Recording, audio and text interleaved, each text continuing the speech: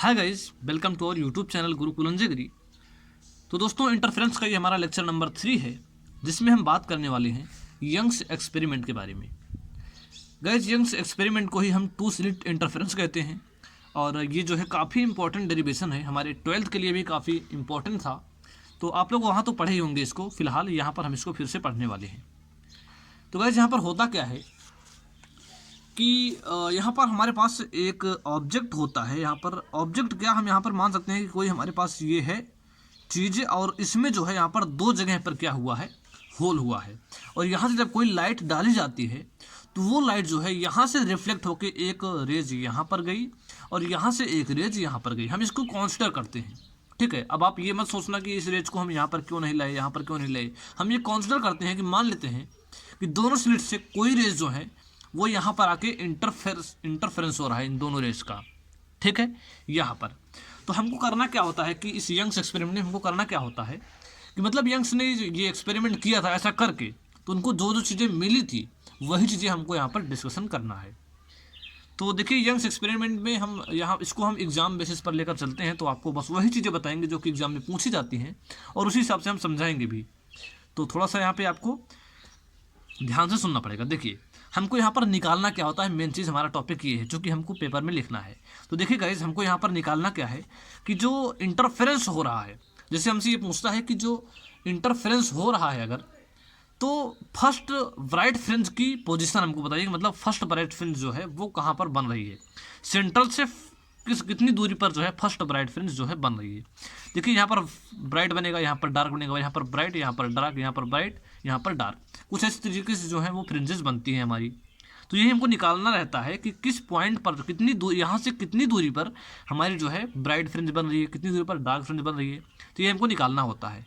फिलहाल शुरू करते हैं। हमको क्या करना है कि हम मान लेते हैं कि इस आर पॉइंट से जहाँ पर इंटरफेरेंस हो रहा है वहाँ की दूरी जो है वो क्या है, एक्स है, ठीक है, ये हम मान लेते हैं। और मान लेते हैं कि दोनों स्लिट के बीच का जो डिस्टेंस है वो है 2d मान लेते हैं, ठीक है। डी मान कर भी हम कर सकते हैं, लेकिन थोड़ा सा डेरिवेशन जो है वो आपको हार्ड लगेगा, आपके थोड़ा दिमाग में नहीं बैठेगा, तो इसलिए हम इसको 2d मान लेते हैं।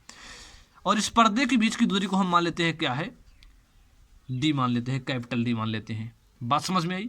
हमको क्या करना है कि यहाँ से हमको यक्स निकालना है, ठीक है, यक्स निकालना है, और वो भी हमको पाथ डिफरेंस के टर्म में निकालना है। तो हम क्या करेंगे, पहले ये वाला त्रिभुज लेंगे S2P R2, और दूसरा त्रिभुज लेंगे S1P R1। हम दोनों को घटा देंगे, मतलब कि S2P माइनस S1P कर देंगे, तो हमारा पाथ डिफरेंस के टर्म में एक्स की वैल्यू आ जाएगी। चलिए शुरू करते हैं डेरिवेशन को। क्या करेंगे, पहले हम त्रिभुज क्या लेंगे, त्रिभुज S1P R1 में, ठीक है, त्रिभुज S1P R1 में क्या होगा, S1 R1 का square is equal to S1P का स्क्वायर माइनस S1P का स्क्वायर माइनस P R1 का स्क्वायर, P R1 का स्क्वायर, यही तो होगा। तो S1 R1 का स्क्वायर इज इक्वल टू क्या हो जाएगा हमारा, S1P क्या है, S1P क्या है, S1P ही है, तो हम इसको ऐसे छोड़ देंगे, S1P का स्क्वायर माइनस P R1 क्या है, P R1 क्या है। देखिए, ये टोटल x है, r तक टोटल x है, ये इतना d है, चूंकि पूरा 2d है तो ये इतना d रहेगा, ठीक है। तो x में से d घटा देंगे तो हमारा क्या आ जाएगा, P R1 आ जाएगा। यानी P R1 की जगह पे हम क्या लिख सकते हैं, x माइनस d का स्क्वायर। बात समझ में आई। और हम S1 R1 की जगह पे d लिख सकते हैं, S1 R1 की जगह पे d लिख सकते हैं, चूंकि इसका डिस्टेंस हमने d माना है।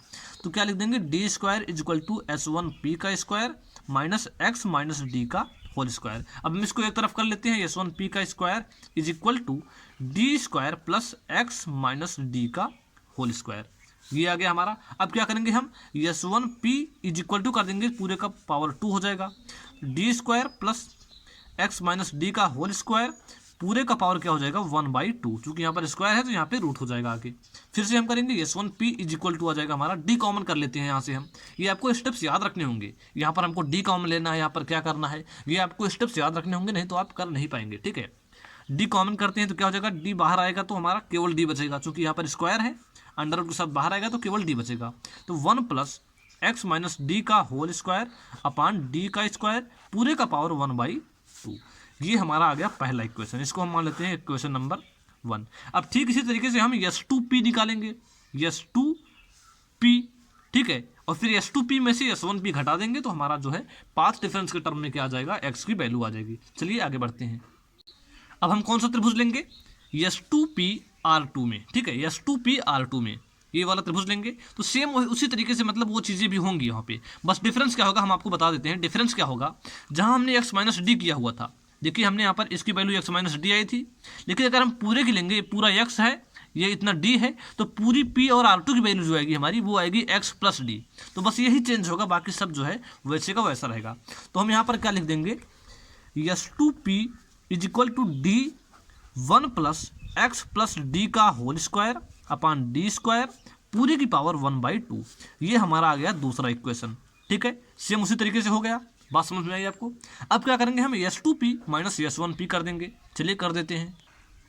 तो हमारा S2P माइनस S1P जो है वो ये आ जाएगा, ठीक है। हमने वही चीज़ यहाँ पर उतार दिया है। फिर क्या होगा, S2P minus S1P is equal to d, दोनों यहाँ पर डी है शायद हमने लिखा नहीं, डी दोनों भी कॉमन रहेगा, तो डी हम कॉमन ले लेते हैं। तो हमारा क्या बचेगा, 1 प्लस एक्स प्लस डी का whole square upon D square पूरे की power 1/2 minus 1 plus X minus D का whole square upon D square की पावर 1/2। देखिए यहाँ पर एक चीज़ हम आपको बताते हैं, और वो ये है कि जैसे हमने यहाँ पर स्लिट लिया था, यहाँ पर स्लिट था, ठीक है, और यहाँ पर वो पर्दा था हमारा, तो यहाँ पर जो पर्दे के बीच की दूरी होती है वो काफ़ी ज़्यादा होती है। हम यहाँ पर आपको कॉपी पेन में तो नहीं दिखा सकते, लेकिन एक्चुअल में वो काफ़ी ज़्यादा दूरी थी, ठीक है। जब यंग्स ने एक्सपेरिमेंट किया था तो पर्दे के बीच की दूरी जो है वो काफ़ी ज़्यादा थी, यानी कि पर्दे के बीच की दूरी जो डी है वो बहुत बड़ा है, किससे, एक्स प्लस डी, यानी एक्स प्लस डी क्या है, एक्स प्लस डी आपका जो भी होगा थोड़ा छोटा बड़ा होगा, ठीक है। तो ये इससे जो है वो काफ़ी ज़्यादा बड़ा है, एक्स प्लस डी से या फिर एक्स माइनस डी, दोनों से जो है वो काफ़ी ज़्यादा बड़ा है। अगर ये दोनों से काफ़ी ज़्यादा बड़ा होगा तो हम क्या कर सकते हैं, यहाँ पर इसको जो है हम कुछ इस तरीके से तोड़ देंगे। कैसे, देखिए यहाँ पर देखिए 1 प्लस एक्स प्लस डी अपान डी का होल स्क्वायर, मतलब ये कुछ इस तरीके से है। हम इसको किस तरीके से देख सकते हैं, 1 प्लस एक्स की पावर n, इस तरीके से आप इसको देख सकते हो कि नहीं, बिल्कुल देख सकते हो। 1 प्लस पूरे को x मान लिए और इसको हम n मान लिए, तो इसको हम कुछ इस तरीके से तोड़ देंगे, 1 प्लस n x इस टर्म में तोड़ देंगे, चूंकि x plus D x minus D दोनों से जो है वो d काफ़ी ज़्यादा बड़ा है। बात समझ में आई। तो चलिए हम इसको कुछ इस तरीके से तोड़ देते हैं। तो हमारा क्या आ जाएगा, S2P minus S1P is equal to d तो रहेगा ही यहाँ पर, साथ में हम क्या लिख देंगे, 1 प्लस NX यानी कि 1/2 एक्स प्लस डी का whole square upon D square, ये हो गया, माइनस सेम वही चीज़ यहाँ पर भी डी से हम मल्टीप्लाई ही कर देते हैं, D 1 plus 1/2 x minus D का स्क्वायर अपान कैपिटल डी का स्क्वायर, ये आ गया। दोनों में डी से हम अंदर मल्टीप्लाई कर देते हैं, ये हम इसको हम डेल्टा एक्स भी लिख सकते हैं, चूँकि ये हमारा पाथ डिफरेंस है डेल्टा एक्स, तो अंदर मल्टीप्लाई कर देते हैं, डी प्लस 1/2, ये डी केवल बचेगा जब इससे मल्टीप्लाई करेंगे, तो एक्स प्लस डी का whole square minus d plus नहीं माइनस हो जाएगा फिर से, ये 1/2 एक्स माइनस डी का होल स्क्वायर, नीचे भी डी बचेगा, तो डी से d cancel, delta x equal to क्या आ जाएगा हमारा, दोनों में 1/2 डी कॉमन दिख रहा है, कॉमन ले लेते हैं, एक्स प्लस डी का whole square minus x minus D का होल स्क्वायर, ठीक है।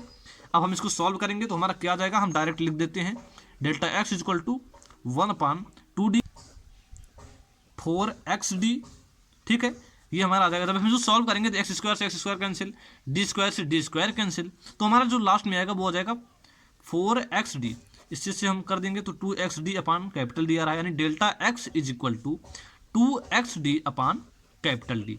ये हमारा पास डिफरेंस के टर्म में x की वैल्यू आ गई। तो देखिए गाइज, हमने जो वहाँ पर पहले आपको फिगर दिखा देते हैं, जो हमने यहाँ पर x जो लिया था वो क्या था, सेंट्रल पॉइंट से फ्रिंज की दूरी थी। अब कौन सी फ्रिंज है, ब्राइट है या डार्क है, ये तो अभी हमको नहीं पता है, तो हम x को क्या लिख देते हैं, xn लिख देते हैं।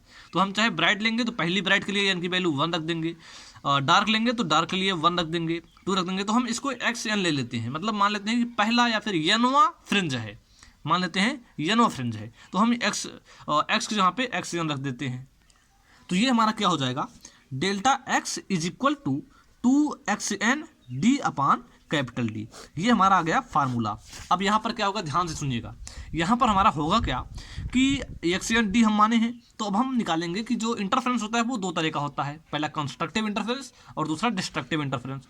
तो हम पहले निकालेंगे कंस्ट्रक्टिव इंटरफेरेंस के लिए और दोबारा निकालेंगे डिस्ट्रक्टिव इंटरफेरेंस के लिए। तो हम दोनों चीज़ें यहाँ पर निकाल लेते हैं। तो दोस्तों पिछले लेक्चर में हमने आपको बताया भी था कि कंस्ट्रक्टिव इंटरफेरेंस के लिए जो पाथ डिफरेंस होता है वो किस टर्म में होता है। कंस्ट्रक्टिव इंटरफेरेंस के लिए जो पाथ डिफरेंस होता है वो किस टर्म में होता है, हमने आपको पिछले लेक्चर में बताया था। अगर आपने नहीं देखा है तो वो देखना आपके लिए काफ़ी ज़रूरी है, इसलिए हमने आपको वो चीज़ें उस लेक्चर में बता भी दिया था, ताकि इस लेक्चर में हमें आपको दोबारा से ये चीज़ ना बतानी पड़े। हमने आपको बताया क्या था कि डेल्टा एक्स की वैल्यू जो होती है वो होती है 0, लेमडा, 2 लेमडा, 3 लेमडा, कुछ इस तरीके से होती है, यानी कि एन लेमडा इस टर्म में होता है। तो हम यहाँ पर डेल्टा एक्स की वैल्यू एन लेमडा रख देते हैं, यानी डेल्टा एक्स की वैल्यू जब एन लेमडा रखेंगे तो क्या आ जाएगा, n lambda is equal to 2 XN d upon capital D, यानी एक्स एन की वैल्यू क्या आ गई हमारी, डी एन लेमडा अपान 2D। ये हमारी आ गई एक्स एन की वैल्यू, यानी कि एन हुई ब्राइट फ्रिंज की वैल्यू। अब अगर आपसे यहाँ पर पूछे कि पहली ब्राइट फ्रिंज की पोजीशन बताइए, पहली ब्राइट फ्रिंज की दूरी बताइए, केंद्रीय ब्राइट फ्रिंज से पहली ब्राइट फ्रिंज की दूरी बताइए, तो आप कैसे निकालोगे। एन की जगह पे 1 रख देंगे, यानी x1 is equal to d की वैल्यू आपको दी रहेगी, लेमडा की वैल्यू दी रहेगी, स्मॉल डी की वैल्यू दी रहेगी, और एन की जगह पे हम 1 रख देंगे, तो हमारा डी लेमडा अपान 2D आ जाएगा। बात समझ में आई? आई होप आपको बात समझ में तो आ ही गई होगी।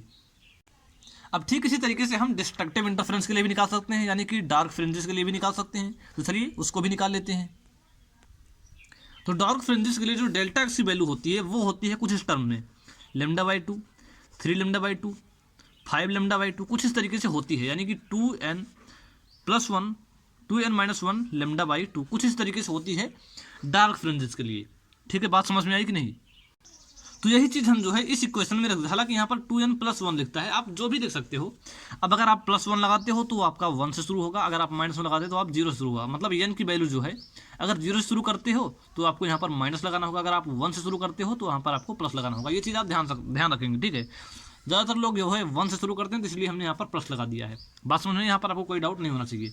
तो डेल्टा एक्स की वैल्यू जो है डार्क फ्रिंज के लिए क्या हो जाता है, लेमडा बाई 2, 3 लेमडा बाई, मतलब जो भी हम ओवरऑल हम मान चलते हैं कि 2n + 1 लेमडा बाई 2 यही हमारी हो जाती है, यानी 2XN डी अपान डी। ठीक है, बात समझ में आई? अब यहाँ पर देखिए हमारा क्या हो जाएगा, जब हम XN की वैल्यू निकालेंगे तो क्या हो जाएगा हमारा, XN is equal to 2n + 1 d lambda by 2D। ठीक है, 2D, D 2n - 1 d lambda अपान 2D ये हो जाएगा। आप इसको सॉल्व करेंगे तो आपका यही आएगा। तो हम यहाँ पर जो है डार्क फ्रिंज के लिए भी कुछ इस तरीके से हम निकाल सकते हैं उसकी पोजीशन। अब यहाँ पर एक चीज़ और पूछी जाती है, जो कि काफ़ी ज़्यादा पूछी जाती है, वो है फ्रिंज की विड्थ कितनी होगी। जैसे हमने यहाँ पर निकाला था कुछ इस तरीके से, यहाँ पर जो फ्रिंज बन रही थी, तो मान लेते हैं एक ब्राइट बना, एक डार्क बना, एक ब्राइट बना, एक डार्क बना। तो जो ब्राइट बना, जैसे ये ब्राइट बना, तो इस ब्राइट फ्रिंज का विड्थ कितना होगा, तो कैसे निकालोगे। देखिए अगर आपको ब्राइट फ्रिंज की विड्थ निकालनी है तो देखिए, चूंकि दो डार्क फ्रिंजेस के बीच में एक ब्राइट होता है, यहाँ पर डार्क है, यहाँ पर ब्राइट, यहाँ पर डार्क, यानी कि दो डार्क के बीच में एक ब्राइट फ्रिंज होता है, और दो ब्राइट के बीच में एक डार्क फ्रिंज होता है। तो अगर आपको ब्राइट फ्रिंज की विड्थ निकालनी है तो आप दो डार्क फ्रिंजेस के बीच का जो है डिस्टेंस निकाल लो, वही ब्राइट फ्रिंज का विड्थ हो जाएगा। और दो ब्राइट फ्रिंज के बीच का जो है अगर आप विड्थ निकालेंगे और दूरी निकालेंगे तो आपको डार्क फ्रिंज का विड्थ देखने को मिल जाएगा। विड्थ मतलब कि चौड़ाई होती है। चलिए उसको भी हम यहाँ पर निकाल लेते हैं। तो पहले हम यहाँ पे आपको जो है डार्क फ्रिंज की विड्थ निकाल के दिखाते हैं, यानी कि width of dark fringes, width of dark fringes. ठीक है, तो जो डार्क फ्रिंज की अगर हमको विड्थ निकालनी है तो दो ब्राइट फ्रिंज के बीच की डिस्टेंस निकालेंगे।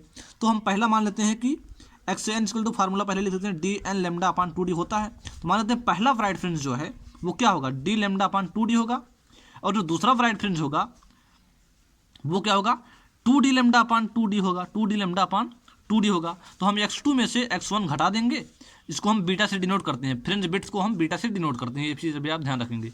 तो हमारा इससे जब इसको घटाएंगे तो क्या आ जाएगा, डी लेमडा अपान 2D आ जाएगा नहीं, तो ये हमारा फ्रिंज का बिट्स हो जाएगा। तो वीडियो अब ज़्यादा लंबी भी हो रही है, तो हम क्या करते हैं कि अब आप जो है निकाल लेंगे ब्राइट फ्रिंज की बिट्स भी आप निकाल लेंगे। ठीक है, हमने आपको डार्क फ्रिंज की बिट्स निकाल के बताई, ब्राइट फ्रिंज की निकालेंगे, यही आएगा आपको। ठीक है, आपको दोनों फार्मूले जो हैं वो यही आएंगे, चाहे आप ब्राइट फ्रिंज की बिट्स निकालिए चाहे आप डार्क फ्रिंज की बिट्स निकालिए, दोनों जो हैं सेम ही आएंगे, फार्मूला एक ही आएगा। तो ये कुछ चीज़ें जो हैं पूछी जाती हैं, और कमेंट में आप लोग बताना कि इस पर जो है आप क्वेश्चन चाहते हो। अगर आप क्वेश्चन चाहते हो तो क्वेश्चन भी हम आपको बता देंगे। तो चलिए फिर इस वीडियो में इतना ही। हमने आपको यंग्स एक्सपेरिमेंट के बारे में बता दिया कि आप जो है ब्राइट फ्रेंड्स डार्क फ्रेंड्स की पोजीशन कैसे निकालेंगे, उनके बीच का डिस्टेंस कैसे निकालेंगे, और इनकी जो है विड्थ कैसे निकालेंगे, डार्क और ब्राइट फ्रेंड्स का विड्थ कैसे निकालेंगे। तो आई होप आपको वीडियो पसंद जरूर आई होगी। अगर वीडियो से कुछ सीखने को मिला तो वीडियो को लाइक करें। ऐसे ही इंटरेस्टिंग वीडियोज़ और चाहते हो चैनल को सब्सक्राइब करें। मिलते हैं हम किसी और वीडियो में। जय हिंद, जय भारत।